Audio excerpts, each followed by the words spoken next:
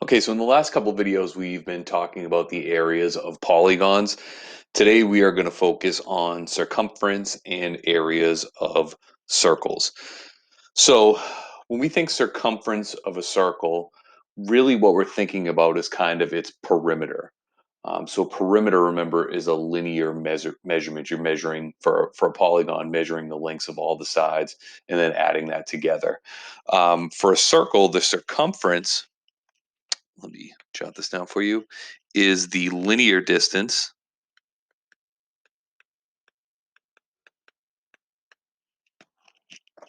in one full revolution around a circle.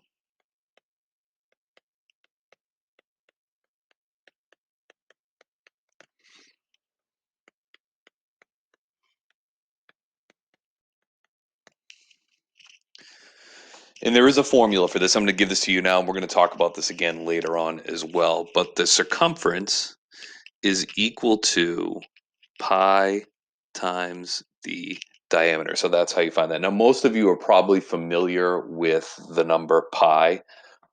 If you're not, we're going to talk about how that number is developed. And really, pi is just, excuse me, the ratio of the circumference to the diameter of a circle. So here, if we use variables to represent the circumference, so C represents the circumference and D represents the diameter. If we set this ratio up for any circle, we're going to get that number pi. Now, I'm not going to jot down these steps, but I would suggest that you go and try this activity. So the first thing you need to do is grab a piece of string and then find a circular item. And what you're going to do is you're going to measure the diameter of that item, and then you're going to use the string to wrap that around the circular item, and then straighten out the string and measure that distance. That distance will give you the circumference.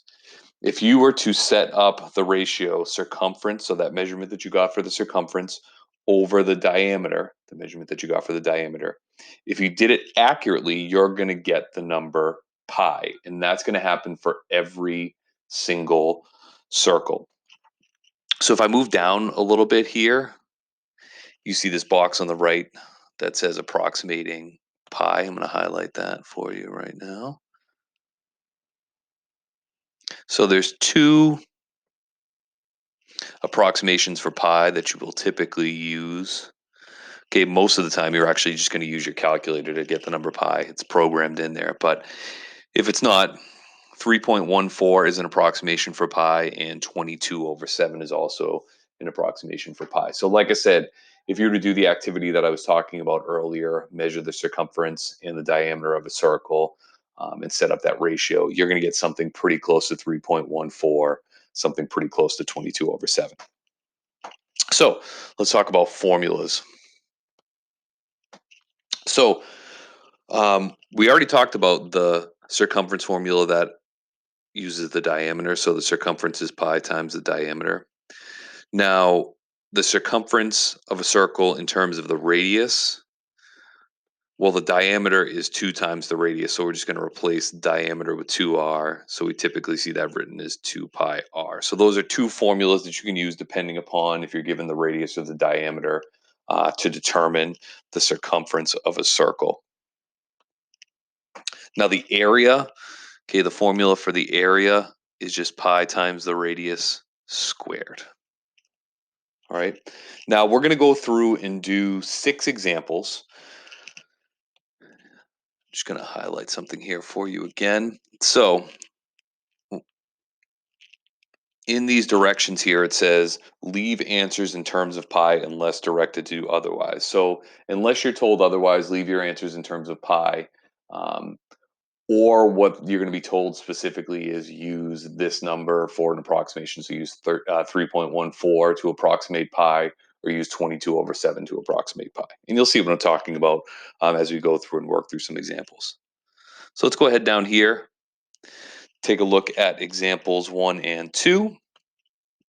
Example number 1 instructs us to find the circumference in the area of a circle with radius 8 times the square root of 3. So the circumference formula that we learned above, I'm going to use 2 pi r because we're given the radius of the circle.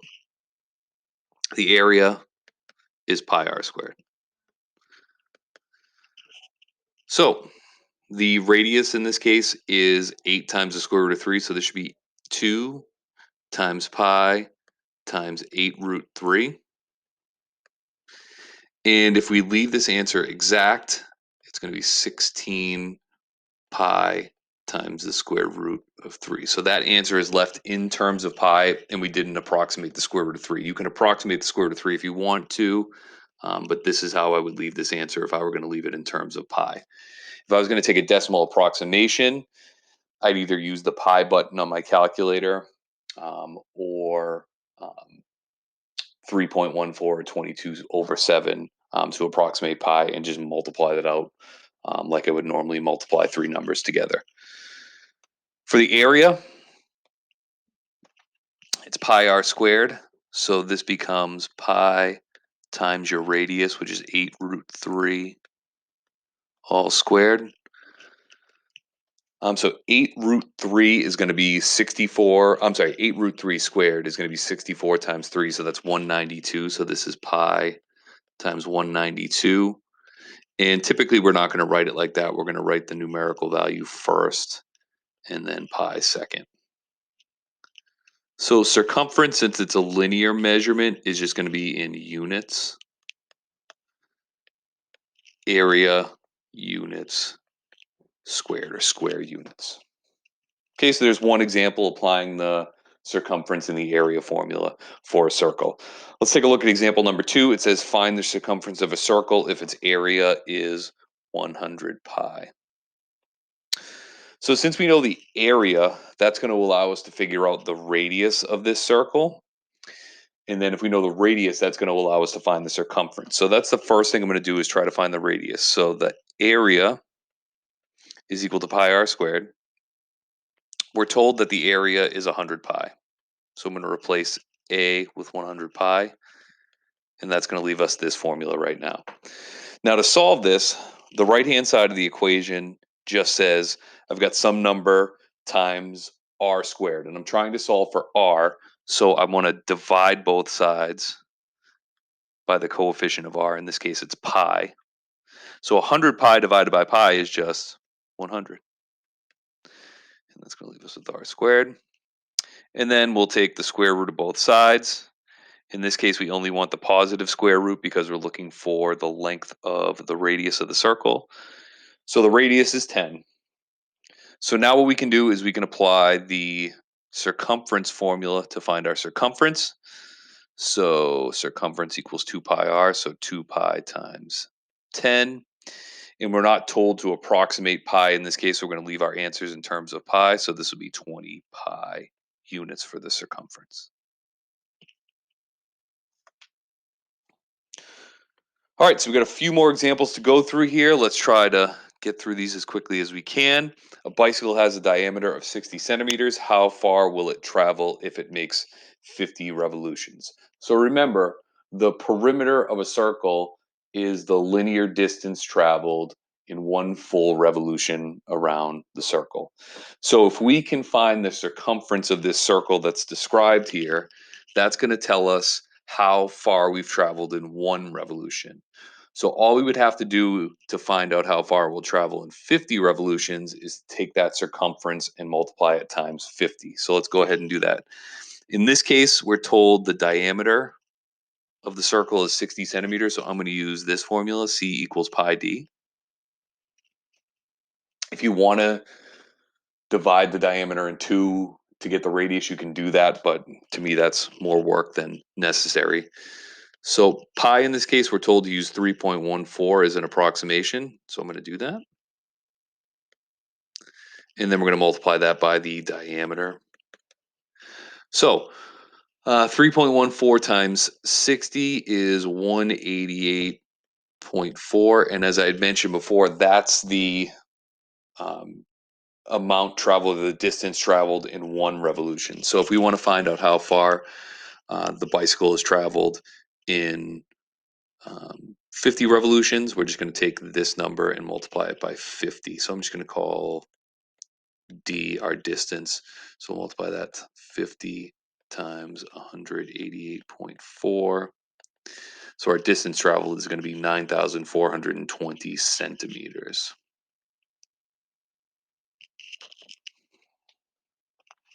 Okay, three more quick examples to go.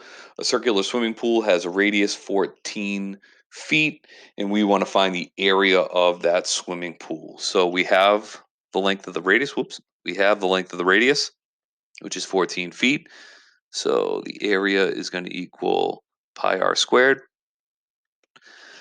So in this case, we're told to use 22 sevenths as our approximation of pi times 14 squared. So 22 sevenths times 14 squared ends up being 616 square feet. So the area that pool is going to take up is 616 square feet. Example number 5. The rim of a satellite has a diameter of 7 feet. Find the circumference of the rim in the area of the circle defined by that rim. So again, we're given the diameter. So I'm going to use C equals pi d as my formula. So this is going to be 7 pi feet will be the diameter because I'm just replacing the diameter with 7. And again, we're not instructed to use an approximation. Typically, in this case, I probably would use an approximation for pi just because that number is going to be more useful than 7 pi feet if we're talking about, the circumference of a particular object. But again, I'm going to follow the instructions and leave it in terms of pi. And then the area, um, again, the formula for area is pi r squared. So in this case, we have no choice but to divide the diameter in half. So the radius is 3.5. So this is going to be pi times 3.5 squared. And 3.5 squared is 12.25. So this will be 12.25 pi square feet for the area. And again, more than likely in a scenario like this, you're going to find a decimal approximation for this area because that's going to be more useful than knowing that it's 12.25 times pi feet squared.